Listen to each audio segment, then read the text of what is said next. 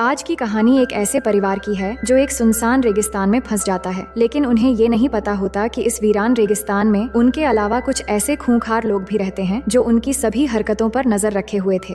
और जैसे ही शाम होती है तो उन खूंखार लोगों को अपना घिनौना काम अंजाम देने का सही मौका मिल जाता है। इसके बाद उस परिवार के साथ क्या होता है देखेंगे हम आज की इस कहानी में। कहानी की शुरुआत में हमें बताया जाता है कि साल 1945 से 1962 के बीच यूनाइटेड स्टेट ने 331 न्यूक्लियर टेस्ट किए थे और उसके रेडिएशन की वजह से वहाँ जो जेनेटिक इफेक्ट्स हुए, गवर्नमेंट आज तक उस बात को इनकार करती आ रही है। इसके बाद हमें रेगिस्तान के बीच एक रिसर्च टीम को दिखाया जाता है जहां पर वो कुछ रिसर्च कर रहे होते हैं। उनमें से एक आदमी जब अपना काम कर रहा था तभी अचानक खून से लथपथ एक आदमी उसके सामने आकर उससे मदद मांगने लगता है, पर इससे पहले वो कुछ कर पाता, अचानक पीछे से कोई उसके सर पर कुल्हाड़ी से अटैक करके मार देता है। इसके बाद उसके बाकी साथियों को भी एक एक करके बहुत बेरहमी से मार देता है, फिर उनकी लाशों को गाड़ी के साथ बांध कर ले जाता है। आगे हमें 1945 के उस न्यूक्लियर टेस्टिंग को दिखाया जाता है कि टेस्टिंग होने की वजह से बहुत सारे लोग मारे गए और उसके जेनेटिक इफेक्ट्स की वजह से बाद में बहुत सारे डिफॉर्म बच्चे भी पैदा हुए थे। अब कहानी प्रेजेंट में आती है जहां एक पेट्रोल पंप में टॉम नाम के एक आदमी को हम देखते हैं। वो किसी की आवाज सुनकर अचानक से उठ जाता है और अपनी गन लेकर बाहर आता है और किसी को रूबी रूबी कहकर चारों तरफ ढूंढने लगता है।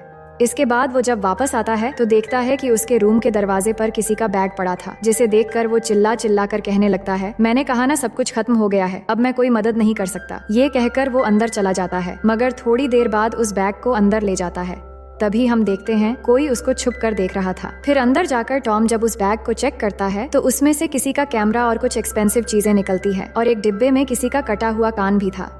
कुछ देर बाद उसे बाहर से एक गाड़ी की आवाज आती है। बाहर हम एक फैमिली को देखते हैं जो पेट्रोल भरवाने के लिए आए थे। इस फैमिली में आदमी का नाम जॉन और उसकी वाइफ का नाम एथल है। उनके 3 बच्चे होते हैं, जिनमें से लिन और उसके हस्बैंड डग गाड़ी के साथ जुड़े पीछे वाले ट्रेलर में होते हैं और कैथरीन नाम से उनकी एक छोटी बेटी भी होती है। बाकी 2 बच्चे ब्रेंडा और बॉबी हैं और उनके साथ 2 डॉग्स भी थे जिनके नाम ब्यूटी और बीस्ट है। ये लोग ट्रिप के लिए कैलिफोर्निया जा रहे थे।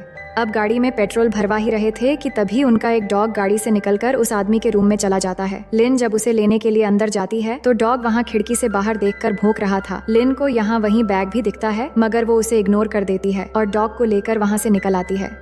इसके बाद वो लोग यहाँ से जाने ही वाले थे कि वो आदमी आकर उनको कहता है, अगर आप लोग मेन रोड के बजाय उस कच्ची सड़क से होकर जाएंगे तो आप लोगों के 2 घंटे बच जाएंगे। तो जॉन उसकी बात मानकर सबको लेकर उसी रास्ते से जाने लगता है और सभी हंसी खुशी इस रास्ते से होते हुए आगे बढ़ रहे थे। वो काफी दूर चले गए थे। तभी हम देखते हैं किसी ने उनके रास्ते में ट्रैप बिछा दिया था और गाड़ी जैसे ही वहाँ से गुजरता है तो टायर ब्लास्ट होकर गाड़ी डिसबैलेंस हो जाता है और सीधा जाकर एक पत्थर से टकरा जाता है। वो सब गाड़ी से बाहर आते हैं और बहुत परेशान हो जाते हैं कि अचानक टायर कैसे ब्लास्ट होकर इतना बड़ा एक्सीडेंट हो गया। इतने में उनके डॉग्स वहाँ से भागने लगते हैं तो बॉबी उन्हें पकड़ने के लिए जाता है। अब यहाँ उनके सिवा दूर दूर तक कोई नजर नहीं आ रहा था और उनके मोबाइल में सिग्नल्स भी नहीं थे और पत्थर से टकराने की वजह से उनकी गाड़ी बहुत ज्यादा डैमेज हो गया था।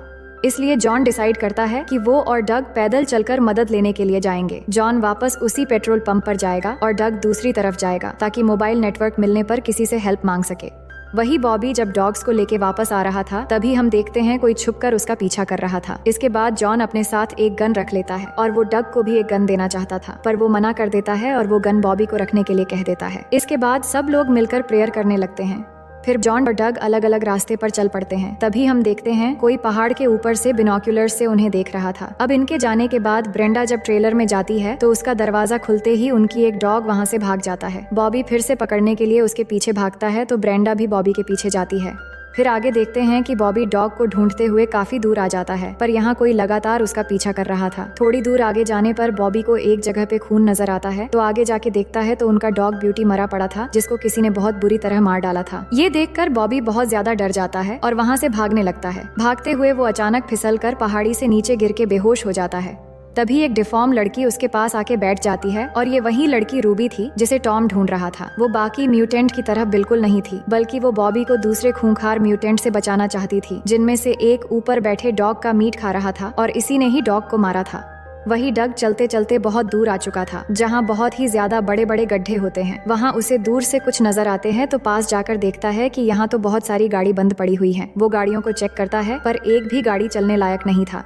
इधर जॉन उसी पेट्रोल पंप में पहुंच जाता है जहां उसे पहुंचते पहुंचते रात हो गई थी। वो अंदर जाता है और टॉम नाम के उस आदमी को ढूंढने लगता है और वहां से फोन करने की भी कोशिश करता है, पर फोन डेड होता है। इसके बाद वो थोड़ा और अंदर जाता है तो उसे वही बैग नजर आता है। फिर जब बैग को देखने लगता है तभी वो उस डिब्बे को खोलता है जिसमें वो कटा हुआ कान था। ये देखकर उसे खतरे का एहसास होता है तो वो गन निकाल लेता है। फिर वहाँ दीवार पे देखता है जहाँ उसे कुछ डिफॉर्म बच्चों की तस्वीरें और कुछ न्यूज़पेपर्स दिखती हैं जिसमें न्यूक्लियर टेस्टिंग के बारे में कुछ लिखा हुआ था। ये देख के वो समझ जाता है कि टॉम गलत रास्ता बताकर उन्हें कोई मुसीबत में डालना चाहता था। इसके बाद वो जल्दी से एक गाड़ी लेकर वहाँ से जाने लगता है। तभी उसे सामने से टॉम की आवाज आती है। वो उसके पास जाता है तो देखता है कि टॉम के पास बंदूक है और वो नशे की हालत में है। वो उससे बंदूक नीचे करने को कहता है, मगर उसी वक्त टॉम अपने ही बंदूक से खुद का सर उड़ा लेता है। ये देख के जॉन बहुत ज्यादा डर जाता है। तभी उसे किसी की आवाज आने लगती है जिससे डर के मारे वो चारों तरफ गोलियां चलाने लगता है। फिर जल्दी से आकर गाड़ी लेके जाने वाला होता है। तभी सामने के मिरर में देखता है एक आदमी उसके पीछे बैठा है और इससे पहले वो कुछ कर पाता वो आदमी उसका सर गाड़ी के शीशे पे जोर जोर से मारकर बेहोश कर देता है। इसके बाद वो जॉन को एक माइन के अंदर ले जाने लगता है। वही बॉबी अभी तक वापस नहीं आया था और ब्रेंडा उसे ढूंढ रही थी। बॉबी अभी भी बेहोश पड़ा था और रूबी उसके पास थी, पर ब्रेंडा की आवाज सुन के रूबी वहाँ से भाग जाती है। फिर ब्रेंडा बॉबी को वापस ले आती है जहाँ उसकी माँ जख्मों का इलाज करती है, पर बॉबी उनको कुछ भी नहीं बताता कि वहाँ उनके डॉग के साथ क्या हुआ था। उसे लग रहा था कि ये सब सुनने से सभी डर जाएंगे। इतने में कोई उनके ट्रेलर पर एक झटका मारता है तो बॉबी अपने मॉम और सिस्टर को अंदर रुकने को कहता है और चेक करने के लिए गन लेके अकेले बाहर जाता है। वो चेक कर रहा था कि तभी वहाँ डग आ जाता है और वो बॉबी से कहता है थोड़ी दूर जाकर ये सड़क खत्म हो जाती है और आगे कोई भी शॉर्टकट नहीं है। वहाँ बहुत बड़े बड़े गड्ढे हैं जिनमें बहुत सारी गाड़ियाँ ऐसे ही पड़ी हुई हैं। इससे अब वो भी समझ जाते हैं कि पेट्रोल पंप वाला आदमी सबको झूठ बोल रहा था। अब काफी रात होने के बाद बॉबी डग को बताने का सोचता है कि यहाँ बहुत खतरा है, पर वो बताने से रुक जाता है। उसकी एक्सप्रेशन देखकर डग सोचता है कि शायद उसे डैड के लिए फिक्र हो रही है क्योंकि वो अभी भी वापस नहीं लौटे थे। वो कहता है तुम टेंशन मत लो, अगर जॉन 12 बजे तक वापस नहीं आए तो हम उन्हें ढूंढने के लिए जाएंगे। इसके बाद सभी रेस्ट करने के लिए डग और लिन कार में चले जाते हैं और बाकी सब ट्रेलर में रहते हैं। सब लोग तो सो जाते हैं पर बॉबी अभी भी जाग रहा था। तभी बाहर उनके दूसरे डॉग बीस्ट की भौंकने की आवाज आती है तो बॉबी बाहर जाकर उसे ढूंढने लगता है। इसी बीच उनके गाड़ी में प्लूटो नाम का एक म्यूटेंट आ जाता है और ब्रेंडा के पास आकर उसे टच करने लगता है। तभी ब्रेंडा की नींद खुल जाती है तो वो उसे दबोचने लगता है।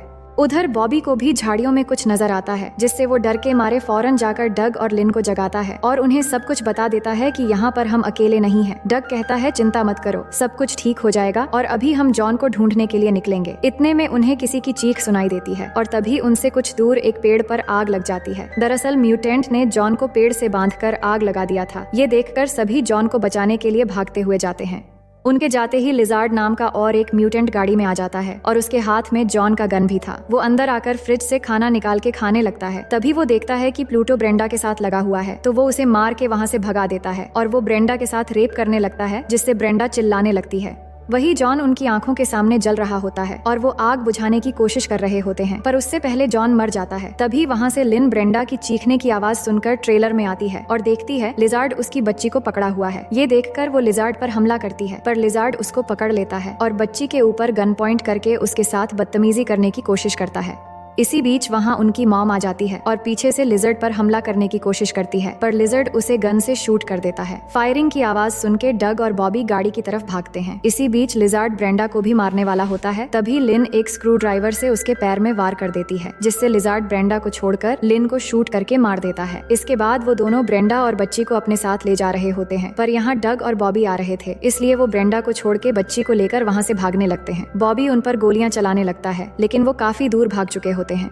डग अंदर आकर देखता है उनकी मॉम और लिन को उन्होंने मार डाला है, जिससे वो बिल्कुल शॉक हो जाता है। तभी उसे अपनी बेटी का ख्याल आता है तो देखता है वो अपनी जगह पर नहीं है। ये देखकर वो रोने लगता है कि ये सब क्या हो गया। वही उनसे कुछ दूर हम गॉगल नाम के एक और खूंखार म्यूटेंट को देखते हैं जो बाइनोक्यूलर्स से उन लोगों पे नजर रखा हुआ था। तभी बीस्ट आकर उस पर हमला करके एकदम उसकी जान ले लेता है। इधर हम उनकी मॉम को देखते हैं जो गोली लगने के बाद अभी भी जान बाकी थी, लेकिन देखते ही देखते उनके आंखों के सामने वो भी मर जाती है। ये सब देखकर बॉबी एकदम पागल सा हो जाता है और उन सब म्यूटेंट को मारने के लिए बाहर जाने लगता है, मगर डग उसे जाने से रोकता है और उसे समझाता है कि अकेले जाने से वो तुम्हें भी मार देंगे, हमें एक प्लान बनाकर काम करना होगा। और इसी दौरान बाहर से उन्हें किसी म्यूटेंट की आवाज आती है तो डग चुपके से देखने लगता है, पर वहाँ कोई नहीं था। फिर वो हिम्मत करके बाहर आके देखता है कि एक कटा हुआ हाथ पड़ा हुआ है जिसमें एक वॉकी टॉकी था और वो आवाज इसी से आ रहा था। असल में बीस्ट गॉगल को मारकर उसका हाथ काट के ले आया था। बीस्ट को देखकर उन्हें काफी खुशी होती है क्योंकि वो अभी भी जिंदा था। इसके बाद डग वॉकी टॉकी लेकर उन म्यूटेंट से बात करने की कोशिश करता है। तभी उसे अपनी बेटी के रोने की आवाज सुनाई देती है। इसका मतलब उन्होंने अभी तक उसे जिंदा रखा है। अब सुबह होते ही डग बीस्ट के साथ अपनी बेटी को ढूंढने निकल पड़ता है। बीस्ट उसे पहाड़ी के नीचे एक खदान के अंदर ले जाता है जहां से आगे बढ़ने पर उसे बहुत सारे कब्रें दिखती हैं जिनके ऊपर फोटोज भी लगे हुए थे, यानी ये खदान ही उन म्यूटेंट के कब्रिस्तान है। इसके बाद बीस्ट वहां से निकाल के उसे दूसरी तरफ पहुंचा देता है। वहां उसे एक विलेज दिखाई देता है जहाँ न्यूक्लियर टेस्टिंग किया गया था। दूसरी तरफ बॉबी और ब्रेंडा भी उन म्यूटेंट को मारने के लिए ट्रैप बिछा रहे थे। डग बीस्ट को लेके उस विलेज के अंदर चला जाता है जहां उसे कोई नहीं दिखता, बस चारों तरफ सिर्फ पुतले ही नजर आते हैं। बहुत देर ढूंढने के बाद एक घर के अंदर उसकी बेटी मिल जाती है। वो अपनी बेटी को लेने के लिए घर के अंदर जा रहा होता है। तभी वहां से सिस्ट नाम का एक म्यूटेंट गुजरने लगता है जिसे देखते ही डग एक गाड़ी के अंदर छुप जाता है। फिर उसके जाते ही बीस्ट को गाड़ी में रखकर घर के अंदर जाता है। अंदर जाके वो एक आदमी को देखता है जो टीवी देख रहा था। वो किसी तरह उससे चुपके अपनी बेटी तक पहुंच जाता है और उसे उठाकर चुपचाप निकलने लगता है। तभी अचानक वो आदमी आकर उसे मार के बेहोश कर देता है। अब उसे जब होश आता है तो वो खुद को एक फ्रीजर में बंद पाता है जहां उसके अलावा बहुत सारे ह्यूमन बॉडी पार्ट्स रखे हुए थे। ये सब देखकर वो बहुत ज्यादा डर जाता है और बहुत मुश्किलों के बाद उस फ्रीजर से बाहर आ जाता है और बेसबॉल बैट लेके अपनी बेटी को ढूंढने लगता है। थोड़ी आगे जाने पर एक रूम के अंदर उसे और एक म्यूटेंट नजर आता है जो बिल्कुल चलने फिरने के लायक नहीं था और वो दिखने में बहुत भयानक था। उसी से हमें इन सभी खूंखार म्यूटेंट के बारे में जानकारी मिलती है। वो डग को बताता है कि हमें सिटी से बाहर निकाल दिया गया था, जिसके बाद हम यहाँ आके खदानों में छुप गए। फिर तुम्हारे लोगों ने न्यूक्लियर टेस्ट करने के लिए हमारे इलाकों में बहुत सारे न्यूक्लियर अटैक करवा दिया, जिस वजह से हम जेनेटिकली डिफॉर्म बन गए। डग उससे अपनी बेटी के बारे में पूछता है पर वो कुछ भी नहीं बताता।